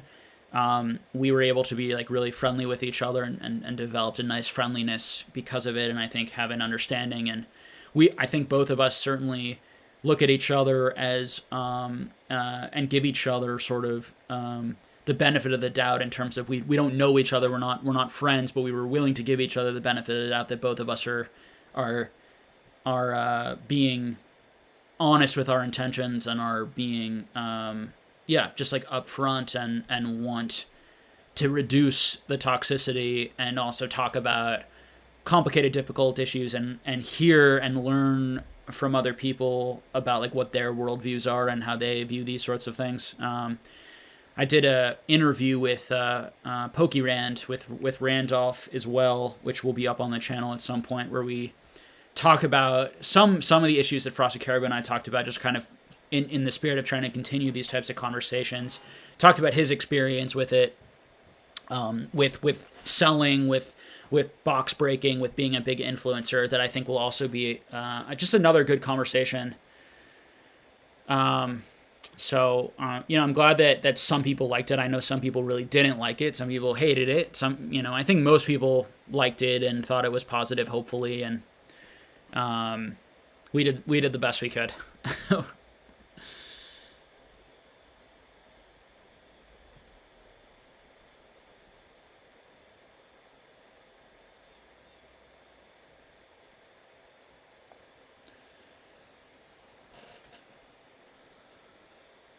Rainy Day Collectibles says, "There's a lot of base set out there. Even first edition is not truly that scarce. PSA 10s are because of years of attrition, but raw cards of both first and unlimited are still fairly plentiful." Yeah.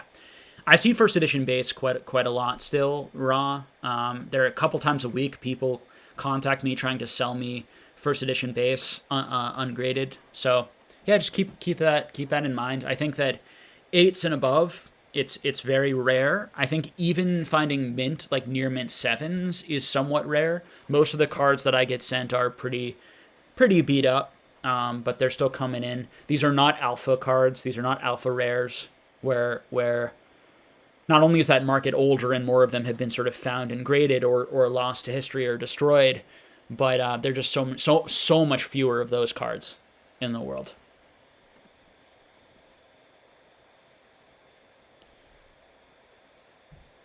Smitty Werman says, "Hey Jake, despite factors like stimulus, the 25th anniversary hype, Logan Paul, etc., the market seems flat and is retracing in some areas. What gives? Shouldn't the market be booming?" Hey Smitty, so the market has already unbelievably boomed this year. So the market has gone up, anywhere, most vintage cards have gone up anywhere between 5 times to 25 times in value in like 1 year. With some of the worst ones probably going up doubling in value. So it has boomed for all of those reasons that you stated. So right now we're sort of in a period where all that boom and price increases happened, and now the market as a whole is trying to figure out what we all think of it and where we think these prices should be. And the market is going to keep debating that, and I'm going to have my opinions, you're going to have your opinions, everyone's going to have their opinions. And the cool thing about a free market is no one opinion matters. What matters is the collective opinion, and at the end of the day, just the only thing that matters is supply and demand at any one given moment that dictates price.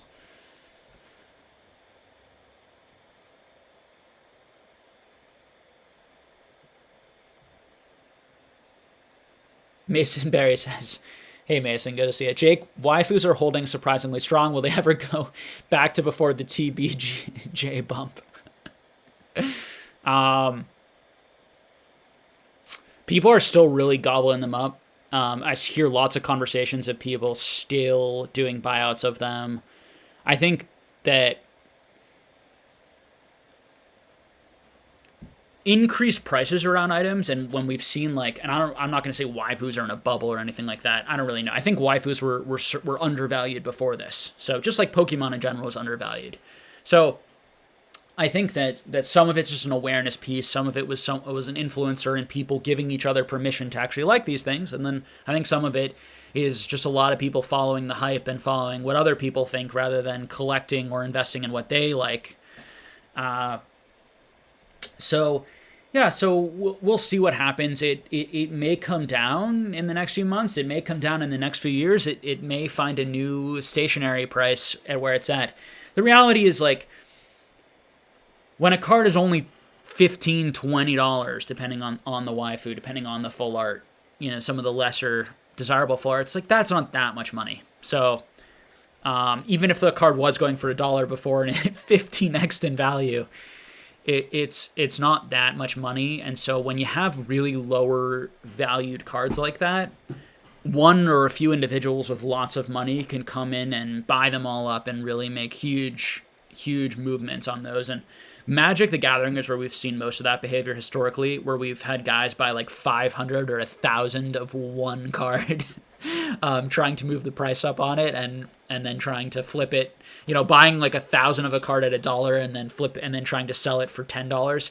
That's part of what's going on in the modern market, and it's going on in all of these markets. So just understanding that that's a new thing in Pokemon, and what has been going on in Magic for a while has now come to Pokemon.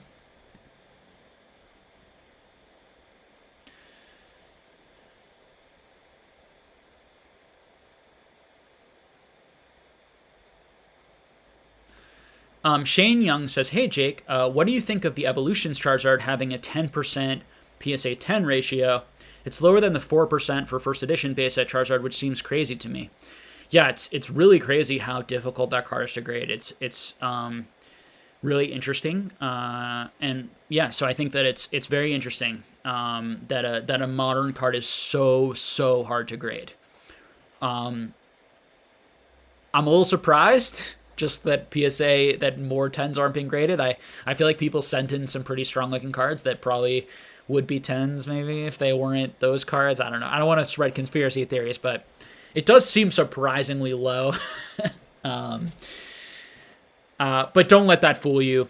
Just because something's very hard to grade doesn't mean that it should be valuable. Be careful. What matters most is how many actually are going to exist in the end, not the percentage of how rare they are to grade. So hope that makes sense. What I mean by that is what actually matters is how many PSA 10s will exist in the world versus how many people want a PSA 10. That's supply and demand. Supply is the amount of PSA 10s of that card. Demand is how many people want that PSA 10 and how many people want it for the price that it's currently going for. If there are enough people who want it for the price that it's currently going for, the price will go up or stay the same. If there aren't, then it will come down. That's how markets work. It's not more complicated than that. And so what doesn't matter is how hard it is to grade. What matters is because if 1 million of them get sent to PSA, or let's say 100,000 or 200,000 get sent to PSA, if we're talking 2% of that roughly, we're talking maybe, 2, 4,000, 5,000 PSA 10s eventually, right? If we're really thinking 2%. So could possibly be there. Even if it's 1,000, that's still a lot more than first edition PSA 10s will ever be. So even if it's a harder card to grade by a percentage basis, there'll still be a lot more in existence. So it'll still be a much easier card to get, and it should be a much, much less desirable card because it's the 5th reprint of a card. So that's when we talk about fundamentals, but people can feel free to disagree with me. I don't really know what the argument is to disagree with that, other than I just own this card and I want to make money and I hope it goes up. But and I own a ton of Evolutions Charizards. So that's a thing that I think is funny and people can misread my argument is I own like 6, and they're all at PSA getting graded, a lot of them, and as soon as they get back, I'll be selling them if I can still make some profit, just to be transparent. I don't talk about my sales usually, and I don't talk about my buys because I don't want people to copy me and or know exactly what I'm doing. But yeah. So, but I let that slip. Sometimes I let things slip.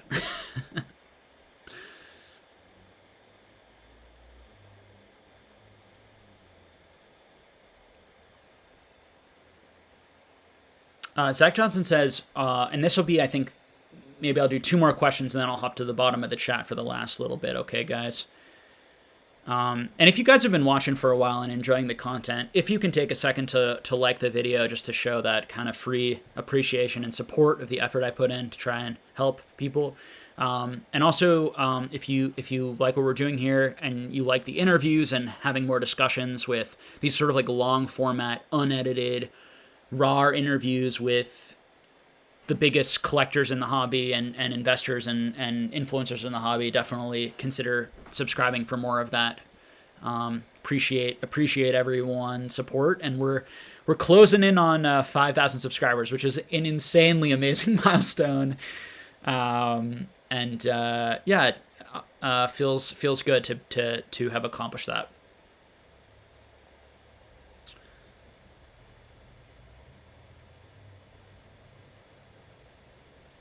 Okay, let's see here. Next question. Zach Johnson says, are cheap Japanese EX cards a good investment opportunity? I know which ones I'm after, and the particular ones I'm looking at are expensive on the English side. Yeah, I think that thinking in ratios is smart. So I don't know exactly what you mean by cheap, but thinking in ratios is smart. If you see an English card going for a lot more than the Japanese, that might not make sense to you, and then it probably makes more sense for you to pick up that Japanese card, and if more people have that same reaction over time, that Japanese card is undervalued, and it will go up in value and be closer to that English card. Okay? So, theoretically, I would say yes, but it depends on the ratio. So, and you guys have to make that decision for yourself.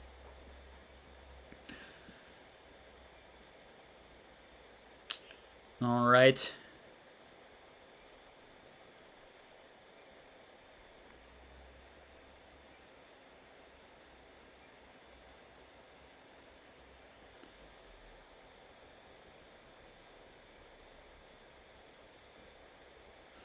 So I think that we are going to head to the bottom of the chat.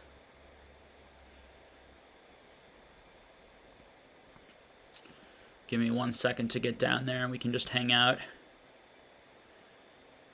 I see, Jody, that you were deleting some guy's comment. So hopefully he was being rude to me and not other people. Better, if you're going to be rude to someone, be rude to me and a jerk to me and say, rather than to other people in the chat, please. Let's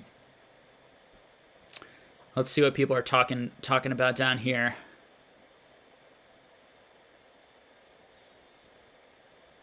Some interesting conversations about the ratios.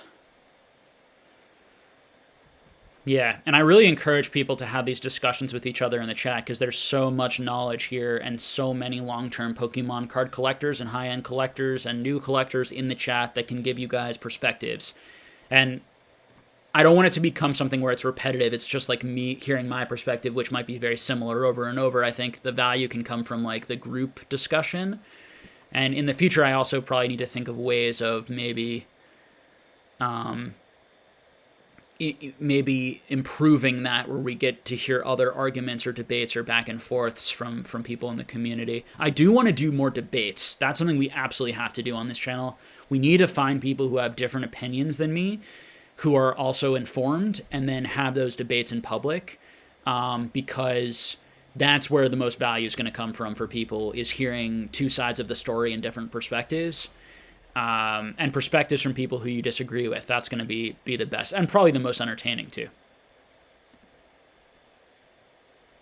Jody Matoma says he was being rude to Cool Trainer. Yeah, thank you for deleting those comments. I appreciate that. Yeah, no, it's just uncalled for.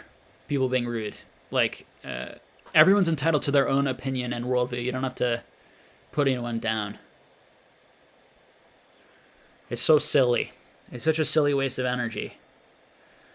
At Pokenomics, hey Swami, there are so many obscure vintage and scarce areas of the hobby that are undiscovered and still cheap.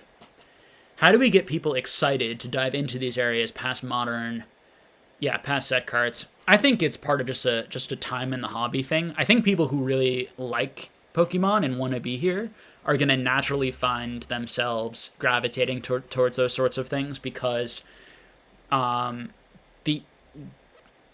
there's only so much. So I think there are different patterns, right? One way of coming into the hobby is like, I'm only going to be a modern collector, and I'm going to just buy the new sets and just collect the new sets going forward, because it's too overwhelming and too expensive to go back. I think that's totally logical to me and understandable, and is a great way to collect, is just be like, I'm only going to be a modern collector.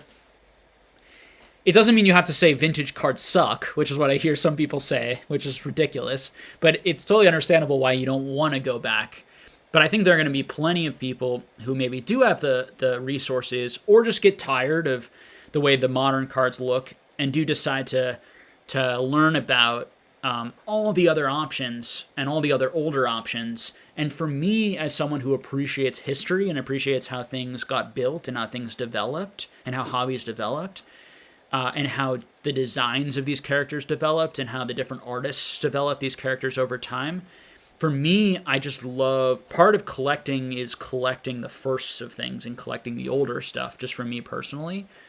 So I think in terms of, it's channels like mine, there's so many channels out there right now that are, I think, showing people and introducing people to new cards. Hopefully my collection series, where I'm showing the majority of my collection, there be lots and lots of cards in there that people will come across those videos for years, probably on the internet.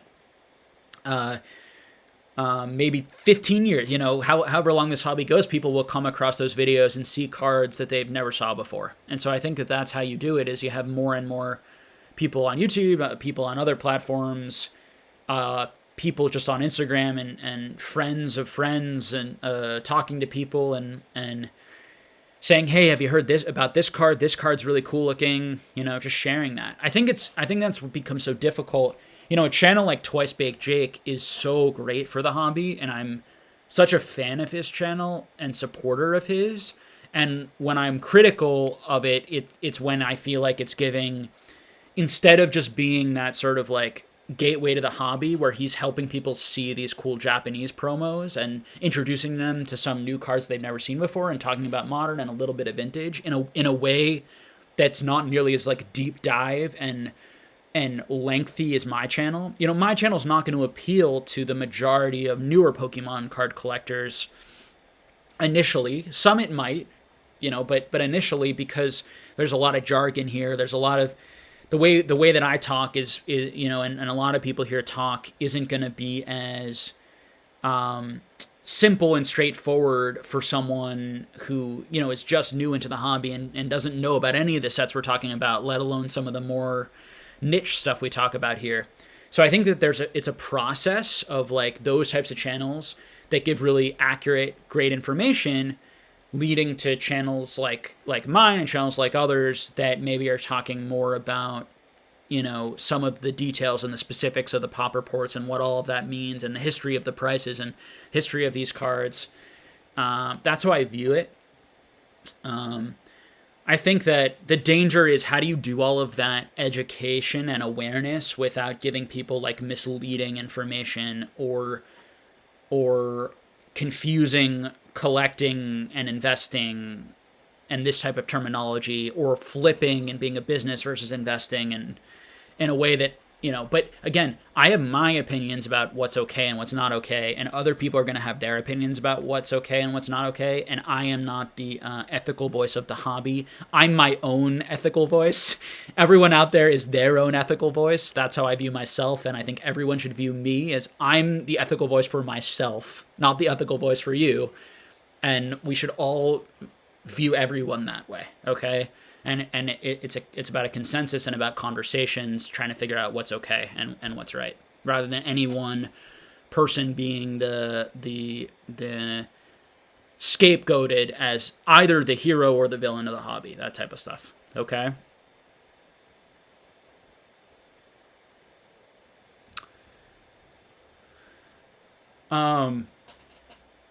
All right, we have about 13 minutes left, so let me try and touch on a few more of these questions. I know we have so many questions, guys, and I apologize that I don't get to them all every week. I so appreciate all the interest in the channel and all the questions and the engagement. It's super fun. I do my best to get to as many of them as possible while also answering them in the way that I answer things, which is very in detail. Aiden M says, "Hey Jake, what are your thoughts on the dark Persian promo with Giovanni's eyes in the background of the holofoil? Awesome card that seems an undervalued price for a card with a noticeable difference." So again, if people can put years of cards, just so I know exactly which card you're talking about, there are so many promo cards. So I think you're talking about the one from the specialty box, that case. That card's freaking awesome. I love that card. It's very expensive though, so it may not be the card you're thinking of. You may be thinking of a different card, so I apologize if I don't know which one. You can say it at the bottom and maybe I can get to it. If you want to give me a year, I can look it up. But if you're talking about that card is both extremely expensive and I think should be very valuable, because I think it's a really amazing card. And I don't own any of them.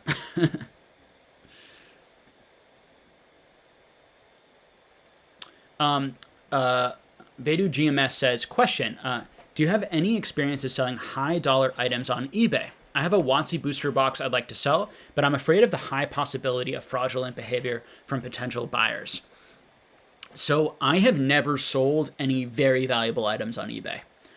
I have only sold valuable items to people, very valuable items to people that I know, that I have a relationship with, and or through an auction house that I trust for the extra protection.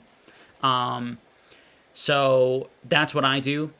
I would put it through an auction house for the comfort. I think that the other thing is, if you don't have a big, I don't have like a big eBay store. I'm not someone who has sold many thousands of items on eBay, and has a huge relationship on eBay. So I'm not going to necessarily have the most eyes on my eBay, that type of thing. Whereas if you are, a TCA Gaming or something and have a very big eBay store, you might have a larger audience and people following that eBay and people who are going to find it. I personally would put high value items right now in like Heritage or Golden, even if it's going to cost you a little bit of extra money, just for the extra protection. I also think you might end up getting quite a bit more for it on those websites. But putting it in auction, you do take a risk. Another option is to put it in like the PWCC vault, and you can send it there actually for free, I think, right now still. Or maybe at I think at the end of this month it probably ends, and they can show it for you. They'll list it, take great pictures of it, give a description, and you can put it up in the PWCC vault where it will be protected, and people can also buy it from there, and it'll be shown on eBay. So, but to each their own. It's definitely a personal thing. How you decide to sell high-end items. And that's one thing that's really challenging and difficult about investing or putting money in these types of items, is that unlike a stock, that you can just easily press a button and it's just so easy to sell immediately, these items are challenging to sell, and have a certain degree of risk and anxiety involved in selling them.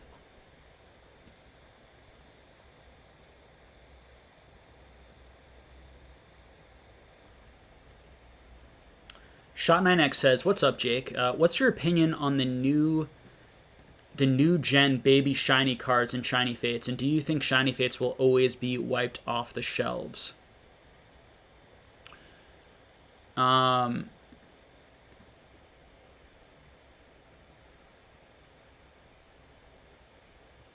What's your opinion on the new gen baby shiny cards and shiny fates, and do you think shiny fates will always be wiped off the shelf? Sorry, my brain's getting a little tired.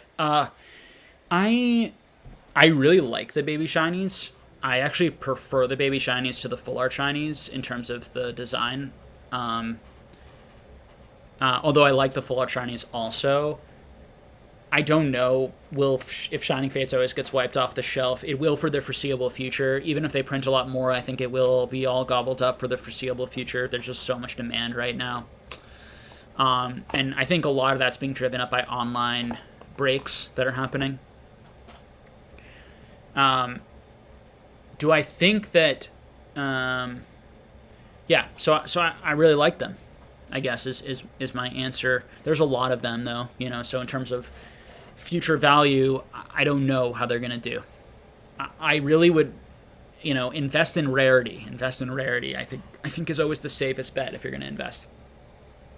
Brian says, "I know you're not a big fan of Modern, but what's your take on sets that haven't been printed to oblivion, like holiday sets like Shining Fates due to COVID circumstances having to print new sets?" So the thing is like, I am a pretty big fan of Modern as a collector, just not as an investor. And so I really want to push that out there, because I think people think I'm sometimes, and I'm not saying you're saying this, Brian, but I think sometimes people can listen to me and think I'm biased, that I just don't like the art styles of Modern, and that I'm just not a fan of it, and that's why I don't like it. Why I don't like it is because of the rarity issue that it has. That's really the only reason.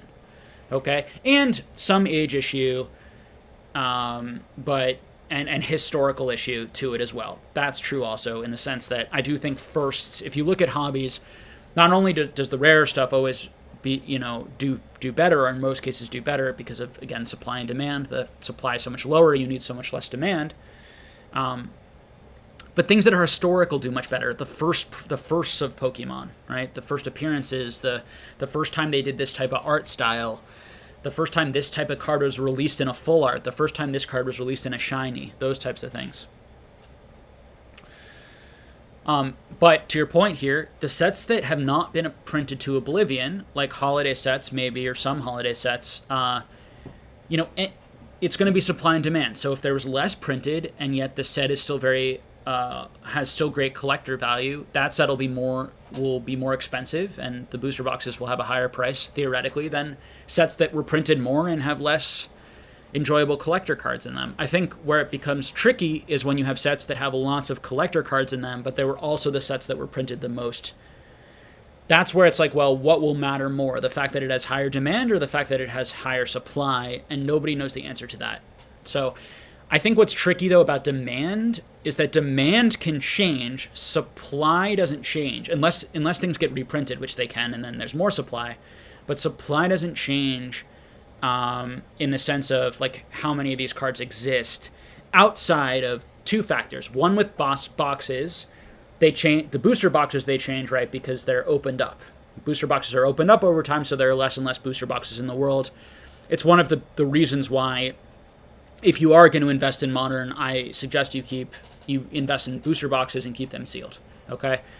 Second, cards do get lost or destroyed, and mint cards become less mint. And so over time, if cards don't get graded, you're going to have people who have a gem mint card in a binder ding it in their binder, or move it around, or play with it, and then it's going to be no longer a gem mint card. So those are the ways that it can reduce, but in a short period of time, it's unlikely to change dramatically, supply, whereas demand can dramatically shift very quickly.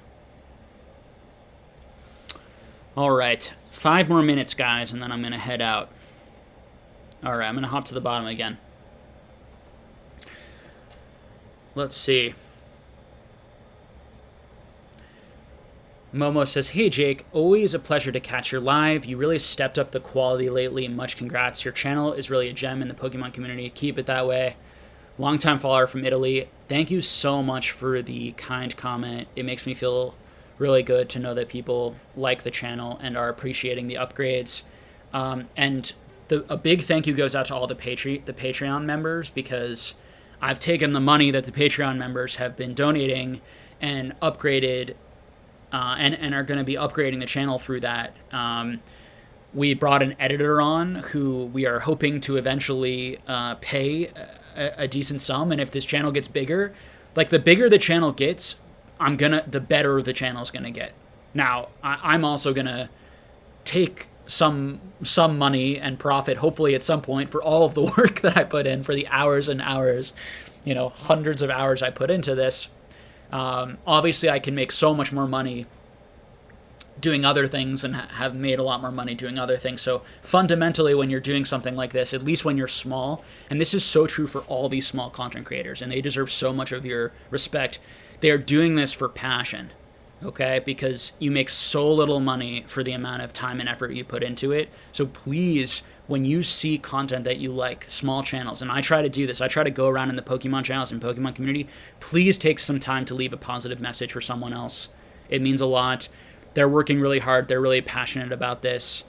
And if you don't like something, like if you don't like something that I say, you don't like something that someone else says, or you're going around downvoting videos, take a minute to think, like, is it really worth putting a negative downvote on this? Is it really worth making a negative comment? This is a human being on the other side of the camera. This is not a celebrity. This is someone who's taking a lot of time out of their day to create something for you to enjoy and to watch. And even if you don't enjoy it, that's okay. Move on to the next thing. There's very few cases where probably someone really deserves like a really critical negative comment. So, and there's so much good in the Pokemon community, and there's so many small channels that want to get bigger and are trying to push to get bigger and are trying to upgrade their channel and make great content. And there's enough room for all of us, for so many people to make that happen. So please support us. Please support other people. It's just great. It's just positive. It's just great for everyone when that type of stuff happens. Okay. It's also part of why my goal will definitely be to highlight and bring on more and more of these like smaller channels that I enjoy. And I love, like, I spend most of my time not watching financial content. I spend most of my time watching pack opening channels, people collecting channels where people are building out their collections. I'm going to shout out one channel, Vintage Pokemon Hunter Bros. Love his channel. Love what he's doing there. Creating such high quality content. Seems like such a great guy. Right now he's going on these journeys where he's like looking at other people's collections, sharing in the love of collecting with other people.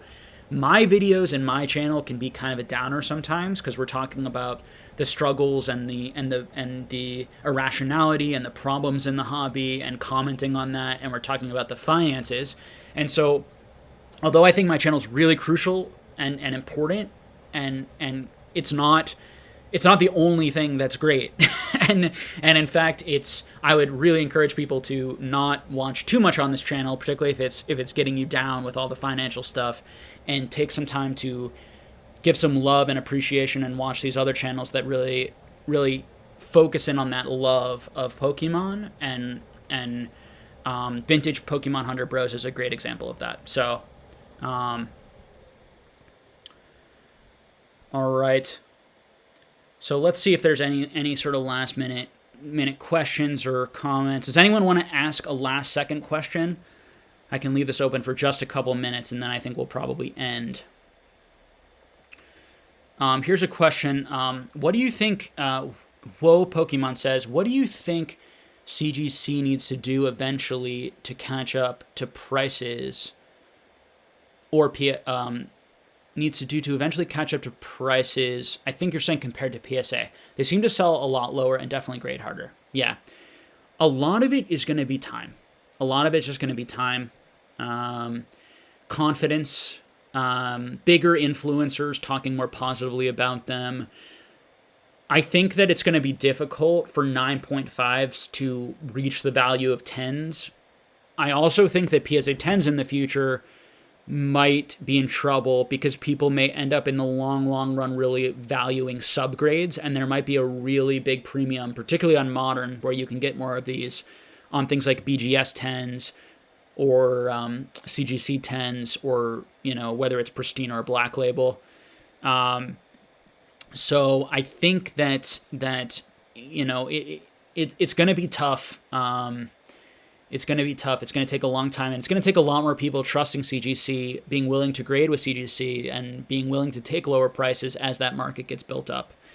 But channels like Squeaks, who's now, first of all, Squeaks, extremely bright guy, extremely knowledgeable guy, and really, I think shoots from the hip and tells the truth and tells his honest opinions on things. Him working with CGC helps their brand. CGC reaching out. I've been reached out to by different people to do sponsorships, and I don't think I want to do sponsorships on this channel. I don't know how you guys feel about that. I think I kind of like that I'm just like not a business at all, and that my only source of income is going to be from the people. That's not a negative thing on anyone else, and sorry, my mind went there because I do want to get your guys' opinions on those things eventually. But I actually think the positives of taking sponsorships, and someone like Squeeze taking a sponsorship that he really believes is it gets the message out there, and I believe he really thinks positively about CGC. I think positively about CGC, and from what I've seen from there so far, and them hiring people like Charlie Herlocker to do a good job. We really need a grading company, whether it's one grading company or two grading companies that we coalesce around, and that doesn't let the hobby down and just does a as good of a job as possible. And the hope is that with more grading companies coming in, they can compete with each other, and hopefully we will get the best end product as possible from all of that. Okay, so thank you again so much for everyone hanging out today. If you can take a second to like the video on the way out, I would appreciate that, and subscribe to the channel on the way out. And thanks again so much for everyone joining, and I will catch you all again next Sunday for the next live stream. And you guys can look forward. I will try to post probably 2 videos at this point, at this week, at least 1, if not 2, before that live stream next Sunday.